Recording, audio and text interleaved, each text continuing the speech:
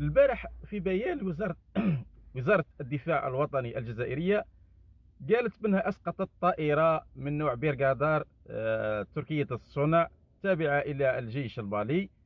هذه دخلت 2 كيلومتر في التراب الوطني، وتم رصدها وإسقاطها. الناس كل فاتت على هذا البيان مرور الكرام، لكن احنا بغينا نعطيو واحد الأرقام. هذا الأرقام هذه للجزائريين ولي مهلكة بوسبير، لنا جيران السوء منا. والارقام هذه واش تقول؟ البيرغادار هذه اكانجي شحال السرعه تاعها؟ السرعه تاعها من 130 كيلومتر في الساعه الى 220 كيلومتر في الساعه. راك معايا؟ الجزائر قالت دخلت 2 كيلومتر في التراب الوطني، تم رصدها واسقاطها. 2 كيلومتر كنا نحسبوا نعرفوا من السرعه تاعها والمسافه اللي قطعتها في الحدود الجزائريه باش نخرجوا الوقت. اخي نعرفوا القوانين تاع الفيزياء كيما هكذا. فهمتني؟ كي نحسبوا عباك شحال نلقاوها دخل، شحال الوقت دخلت بعد 30 او 32 ثانيه، قل من نص دقيقه ولا نص دقيقه كيما هكذا.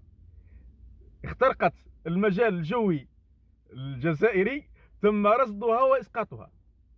ما كانش يعني صافي على بالك غير درت كلمه هكذا، الطياره صاي دخلت في 2 كيلومتر، رصدها باف هودت.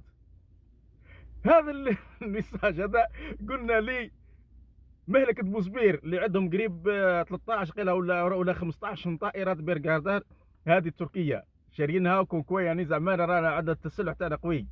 شوف الدفاع الجوي عن الاقليم الجزائري كيف رد هذا التسلل، كيف ما كانت النيه تاعها. بالك حتى انهم ما قدروش يتحكموا فيها كما كان دخلت المجال الجوي الجزائري. بعد 30 ثانيه تم رصدها واسقاطها. شوف السرعه في الرصد والتنفيذ، اخذ الامر بمحمل الجد، قصفها. فهمني؟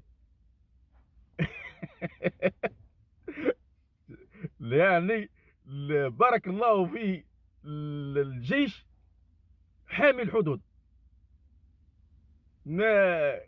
يعني تصور انه جسم غريب يدخل الى الحدود الجزائريه ب اقل من دقيقه، على بالك شي دقيقه. الفيديو هذا اللي انا نهضر فيه هنا اكثر من دقيقه صاي رصدها وتوجيه اليها السلاح واسقاطها. زيد خمم فيها مليح. هذا مكان. تهلاو في رواحكم. السلام عليكم.